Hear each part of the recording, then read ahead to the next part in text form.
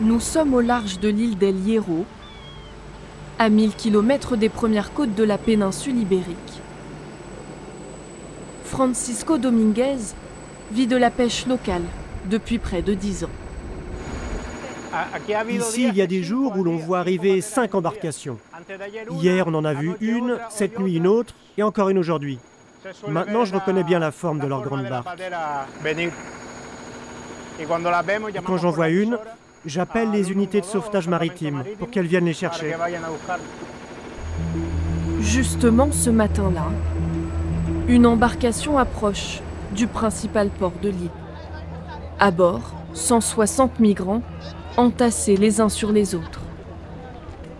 Les plus faibles sont débarqués en priorité. Après 7 jours en mer, beaucoup souffrent de déshydratation et d'infections. C'est bien, non? J'ai vu qu'il y avait peu d'enfants. Non, on dénombre 12 mineurs d'entre 17, 16 et 15 ans. Il n'y a pas de très jeunes. Il y a 6 mois, sur ce port, il n'y avait pratiquement rien, aucune installation. Mais avec les arrivées permanentes d'embarcations, on a dû s'organiser en urgence et construire des tentes, des abris pour les prendre en charge.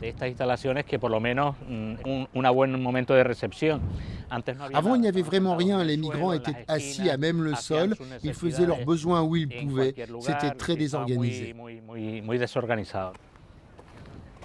Javier Armas, sénateur représentant les Canaries au Parlement espagnol, passe une grande partie de son temps à alerter Madrid sur la gravité de la situation.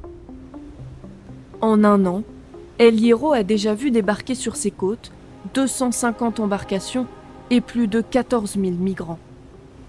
Alors que la plus petite île des Canaries ne compte que 11 000 habitants. À peine une heure après leur arrivée, les migrants sont transférés. Regardez ce bus, il les emmène pour aller à Sant Andrés. Dans le bus, seules les personnes majeures sont acheminées vers le grand centre d'accueil de l'île. Érigé sur les hauteurs, il peut accueillir jusqu'à 500 personnes. Son accès est interdit aux journalistes. Les mineurs, quant à eux, sont amenés dans la ville de Valverde, 10 km plus au nord. Là, c'est le centre où nous logeons les mineurs non accompagnés.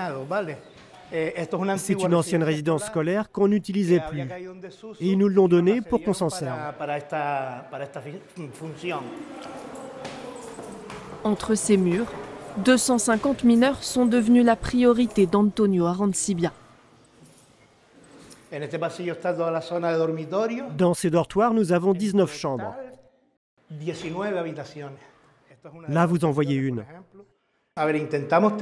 Au départ, on essayait d'avoir 10 à 12 enfants maximum par chambre. Mais c'est devenu impossible. On ne peut plus maintenir ce ratio, car il y a trop d'enfants. Et donc, on a dû réduire leur espace. Pour l'instant, le centre fonctionne grâce au financement d'une ONG.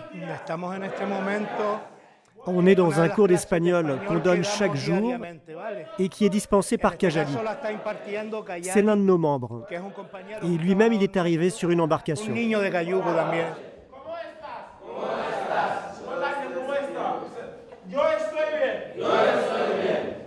Cajali est gambien. Il a 24 ans. Il est arrivé à El Hierro il y a 2 ans et demi.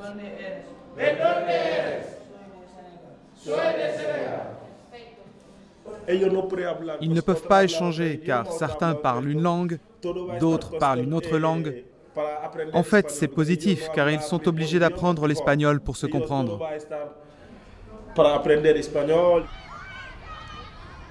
La durée de séjour de ces enfants est indéterminée. La péninsule n'a pour l'instant pas l'obligation de les accueillir. L'île ne peut pas intégrer 300 enfants. C'est impossible, car nous n'avons pas assez de place à l'école, l'hôpital est tout petit et à l'avenir, il n'y aura pas assez de travail pour autant de gens. Donc on estime que le nombre idéal d'enfants qui peuvent rester sur El Hierro se situe entre 50 et 70.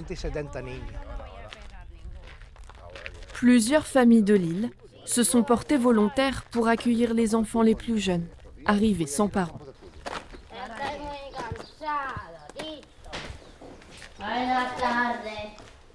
C'est le cas de Geraldo et Teseida.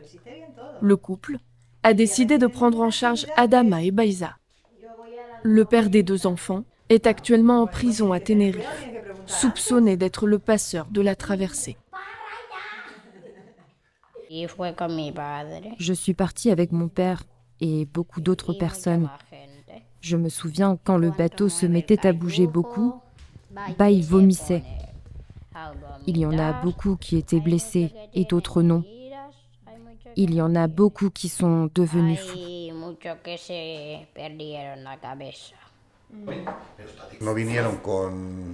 Ils ne voulaient pas venir. Leur père les a obligés. Et ils nous disent souvent qu'ils voudraient retrouver leur mère et leurs frères au Sénégal.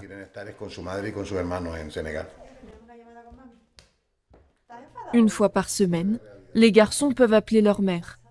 Les conversations sont supervisées par la Direction générale des mineurs.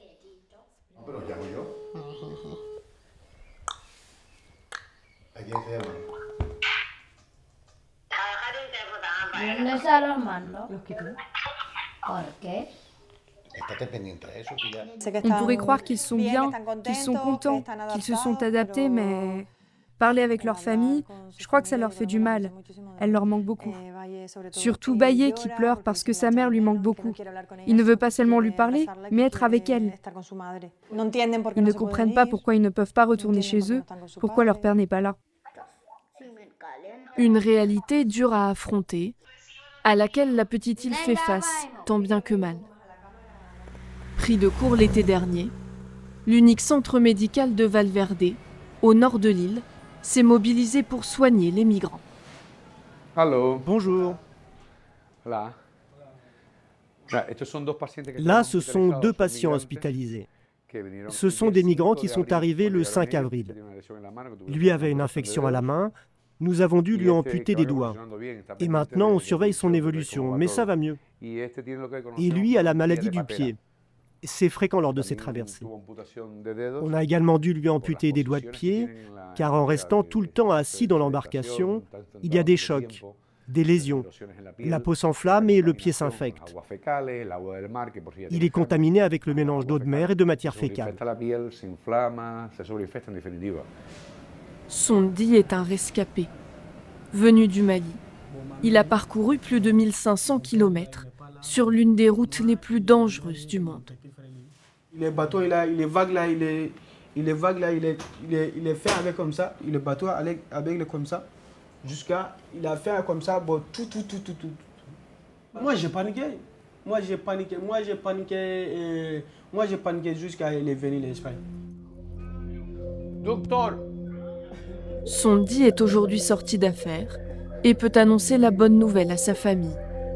Le directeur de l'hôpital, lui, sait qu'il ne pourra pas soigner tout le monde. L'île a la capacité d'accueil qu'elle a. On est à peine 10 000 habitants et en peu de mois, on a vu arriver 14 000 migrants.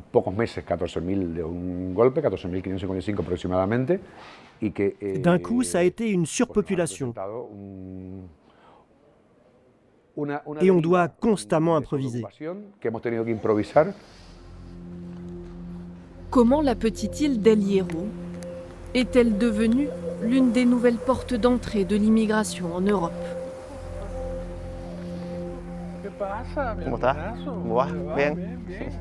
C'est la question que Juan Manuel Casañas, député du Parti populaire, se pose, comme beaucoup ici.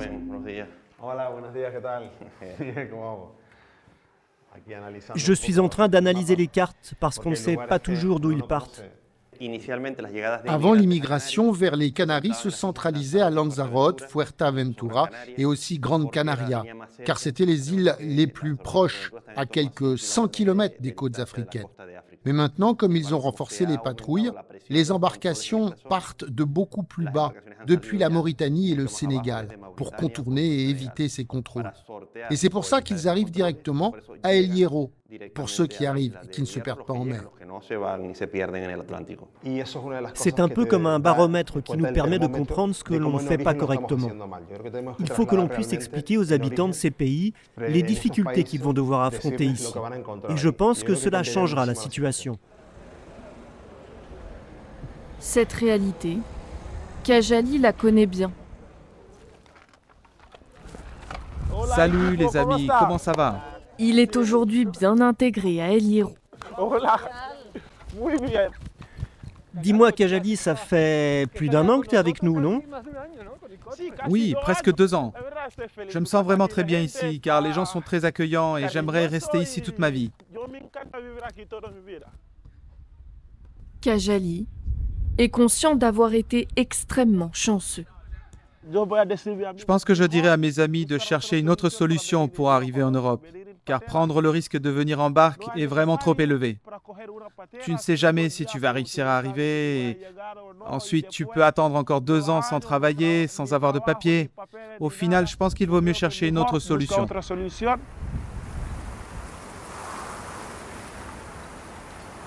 Pour éviter la saturation du port, les bateaux des migrants sont systématiquement détruits. Mais déjà, d'autres embarcations, en partance de Mauritanie ou du Sénégal, sont en route pour les remplacer.